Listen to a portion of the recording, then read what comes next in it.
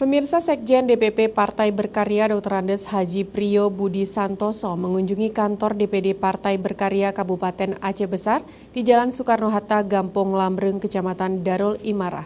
Kunjungan ini dalam rangka melihat kesiapan parpol baru tersebut menjelang Pileg 2019. Penyambutan Sekjen DPP Partai Berkarya diawali dengan prosesi adat tepung tawar oleh tokoh adat setempat. Dalam kunjungan kerja ini, Sekjen didampingi oleh Ketua DPW Partai Berkarya Aceh Nasruddin, Ketua DPD Aceh Besar, dan Wakil Sekjen DPP Partai Berkarya Nurhalis. Dalam pertemuan tokoh partai ini juga turut dihadiri sejumlah kader Partai Berkarya Aceh Besar. Seperti diketahui, politisi kawakan ini sebelumnya adalah pengurus Partai Golkar yang akhirnya hijrah ke Partai Berkarya dan resmi menjabat Sekjen DPP Partai Berkarya. Dalam kunjungannya, Sekjen DPP Partai Berkarya mengatakan, selaku Sekjen Partai, ini merupakan yang perdana melakukan kunjungan ke Aceh setelah menjabat sebagai Sekjen DPP Partai Berkarya.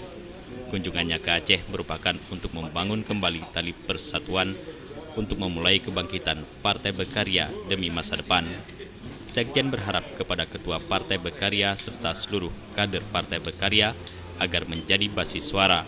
Sekjen juga menginstruksikan Perdapil per Kabupaten Kota se-Aceh minimal mendapatkan 3 kursi dan untuk Dapil DPR RI masing-masing mengambil 1 kursi.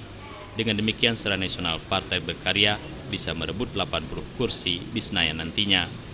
Partai Berkarya di Aceh secara real merupakan salah satu modal suara.